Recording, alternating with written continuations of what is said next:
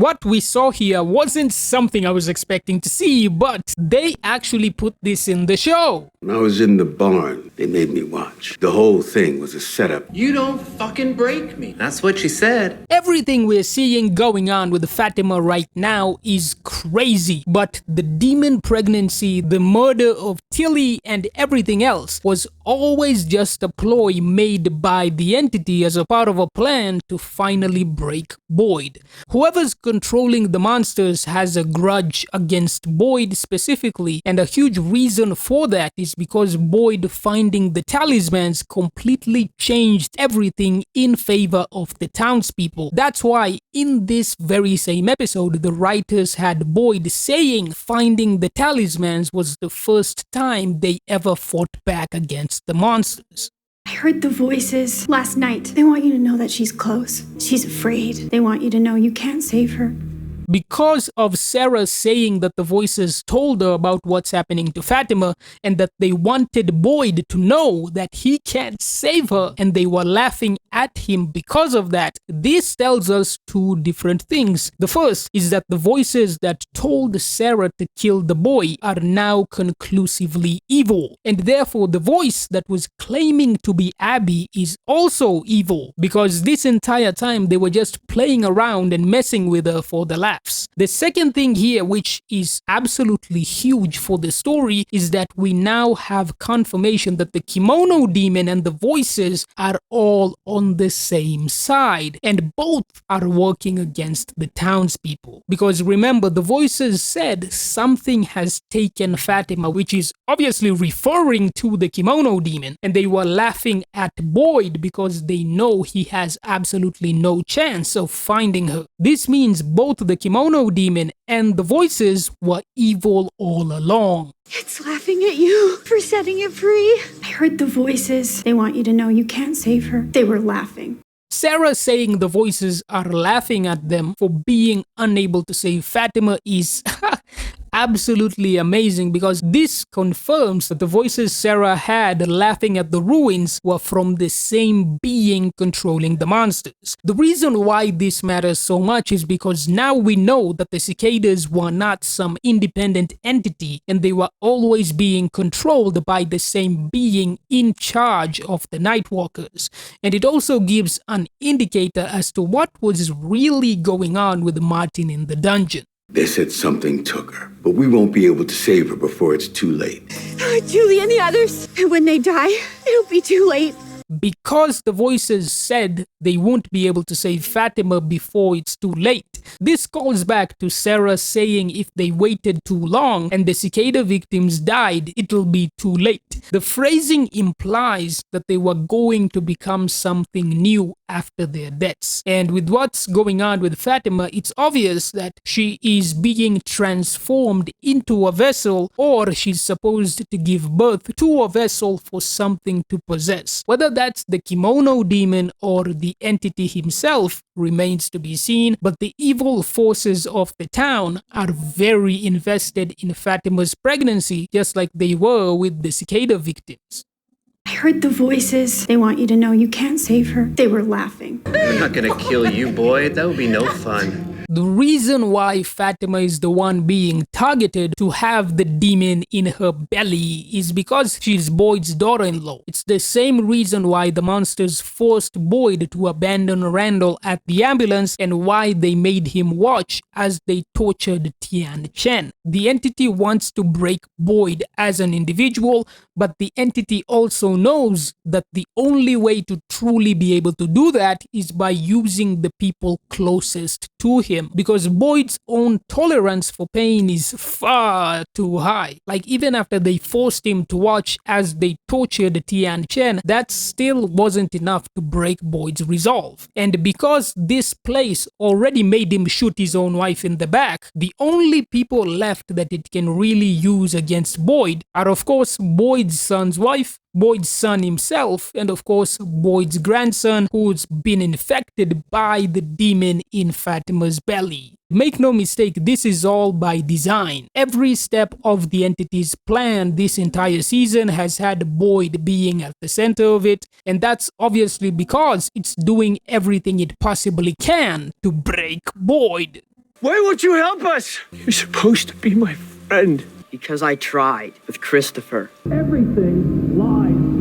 Something a lot of us seem to be missing about the boy in white is that he was very happy when he appeared at the massacre, and what this says to me is that he wasn't actually trying to help Christopher by telling him to save the children at all. The fact that Smiley shows up when Victor's mom reached that faraway tree says to me that it was the boy in white who told Smiley to wait at that specific place for Christopher. The only mistake the boy in white made was he did not realize Christopher was way too smart to fall for such an obvious trap. We've also seen many obvious signs showing that he is actually the one controlling the monsters, like the fact that he somehow protected Victor from the monsters for at least 3 whole nights while Victor was waiting for Tabitha to fall through the basement.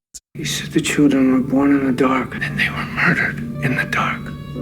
Everything lies here. Everything about saving the children in the tower was a lie this entire time. It's all just a part of the entity's plan to break the willpower of the people of the town. The biggest hints we actually get about the whole saving the children in the lighthouse thing being a scam is that the boy literally says the children were born in the dark, and I don't know about you, but it's obvious there's not a lot of darkness at the lighthouse, and B, there isn't even any space to be trapping any kids in there anyways. But you know where there is a lot of space and a lot of darkness? The tunnels where the monsters have been living in this entire show. You already know what you have to do. It's natural design. Nature will always put what's most precious in the spots most difficult to reach. It's becoming more and more obvious that there are no children in the lighthouse. It is merely a trap set up by the entity. Every flashback of the kids we have ever seen has taken place in the caves. Both Jade and Julie saw them down in the tunnels. Not to mention there's many cages down in these very same tunnels. Tabitha is just being manipulated by the boy, and that is all that is going on with her. Like, notice how the voices told Boyd by the time they found Fatima it would be too late, and this Ankui kid just happens to lead Tabitha to the root cellar. Obviously, when they find Fatima in the next episode, she'll already be possessed, transformed, or will have already given birth to whatever. The Ankui children are already dead to begin with, and the only child who was alive that we have ever seen in the entire show was not living in the lighthouse. She was living, you guessed it, down in those tunnels. And one thing about this kid is that she doesn't look very friendly. In fact, I'd say she looks very hostile and downright evil, and there very well might be a good reason for her being locked up the way that she is. When the boy says the answers are at the beginning, he's actually talking about the tunnels, because this is where the ritual of the children that gave the entity power actually happens, which we see in Jade's vision. And not to mention, there's literally an entire mural down in these tunnels depicting the entire story, and that's why I love to say that the bartender Tom is the only good entity we've ever seen, because he was telling Jade nature keeps what's most valuable in the places that are the hardest to reach. That's why the monsters specifically sleep in the tunnels, to prevent the people of the town from wandering in and finding the answers that are literally written on the walls. We're taking our lives back. It's possible to fight back.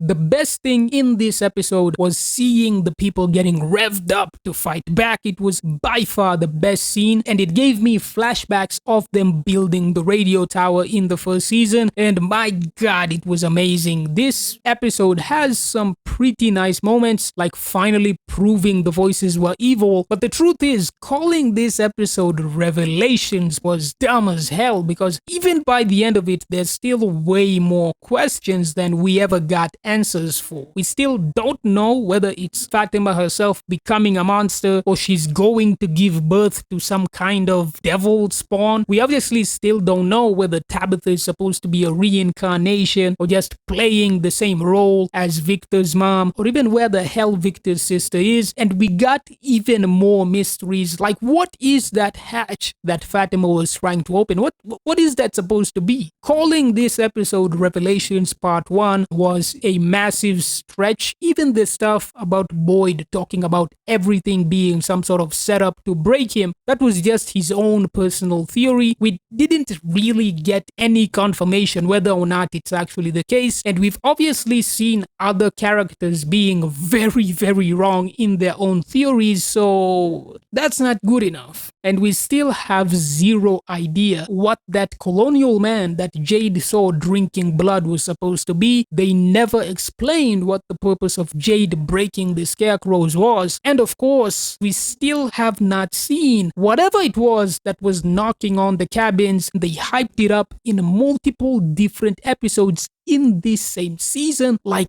Jesus, man, how long are we supposed to wait until we see this cabin monster? I firmly believe they should not have called this episode Revelations. I don't think we got anywhere near enough for that to be the title of the episode, because really the only thing that could be considered a revelation, I guess, is the voices being confirmed to work with the kimono demon, because everything else relies on us, the audience, inferring motives and connections to past events rather than a definitive answer from the show itself. And that is not good. But one thing I absolutely loved was seeing the townspeople working together for a common goal. It reminded me of everyone working to build the radio tower rather than what we saw after the second season, which was just everybody refusing to share information and everybody refusing to cooperate. Them working together and agreeing to fight against this place was definitely the highlight of the episode, and it's exactly what I want to see from the show.